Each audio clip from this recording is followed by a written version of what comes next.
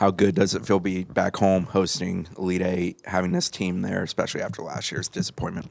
Priceless in every way, right? The benchmark that Mark Krikorian created was Thanksgiving at his house on Thursday and a Friday home Elite Eight game. And we're able to do that. We were able to do that in my first 2 years here. And then the way last year played out was gut-wrenching. And we had to chew on that for a year. And then obviously we thought that if we were fortunate enough to be at this stage, we'd be going to South Bend this week. And so to be back home in sunny, beautiful, warmer Florida, and then playing in front of our amazing fans it's literally priceless.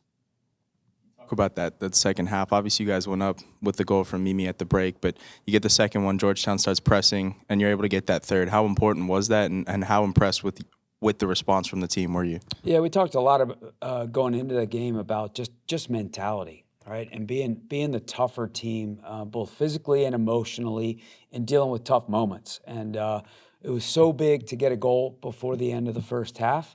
That sets a tone going into the locker room. And then we came out with that energy in the second half, and then we're 2-0 and should be going away at that point. And then, made a couple mistakes and kind of let them get a little bit of juice and rhythm. And now all of a sudden we're in the fight of our lives. And so that third goal, obviously, just it got us the game back, and then we were able to hold on for those final 12 minutes. So much like being back home, that goal, literally priceless.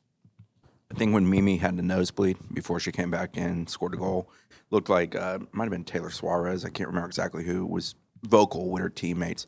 What has it been like in the tournament as far as players having kind of that focus in game to make sure everybody's on the same page? Yeah, we talked in training on Saturday, the day before the Georgetown game. We challenged our players. We said, guys, this is it. This is win or go home, win or season over. You got to have the gumption to put yourselves out there. And Taylor Suarez, so glad you mentioned her. She has just grown so much. Yes, on the field, so impactful, but just in her own self-confidence and willingness to put herself out there. And so that's a tough moment. Mimi Van Zanten, very important player for us, has to leave the game. And so who's going to galvanize our team? Who's going to lead our group? Who's going to lead our team? And so it's moments and plays and situations like that that championship teams need. Has allowed Ohio State to get to this point? Yeah, they're that team that, and you see it in all sports, right?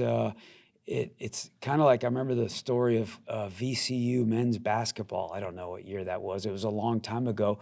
They didn't watch the selection show together, and I think Ohio State knew they were in the tournament, right? But there was probably a little bit of doubt, right? They were, I think, mid-30s, maybe RPI, maybe high 30s. I don't remember. And they got in, and it's almost like a little bit of free soccer, and they go feeling little pressure at Georgia, and then obviously they go to Notre Dame, and Notre Dame, I don't know who was the overall number one seed. It was either Notre Dame or Stanford, and they knocked them off. And they defended at a very high level. They gave up their first goal in the NCAA tournament in very late stages of their Baylor game. They've only given up 12 goals in 21 games. So they're very organized. They have great size as a team, very well coached, have a lot of older players, a lot of all Big Ten team players. It's going to be literally and figuratively a tall challenge for us. Following up, Coach, like you said, I mean, this is a team with 2 clean sheets so far in the NCAA tournament and 1 against Notre Dame. I mean, basically through 90 minutes and 2 overtimes. Just tactically, defensively, what are they doing that's making it so difficult to find the net?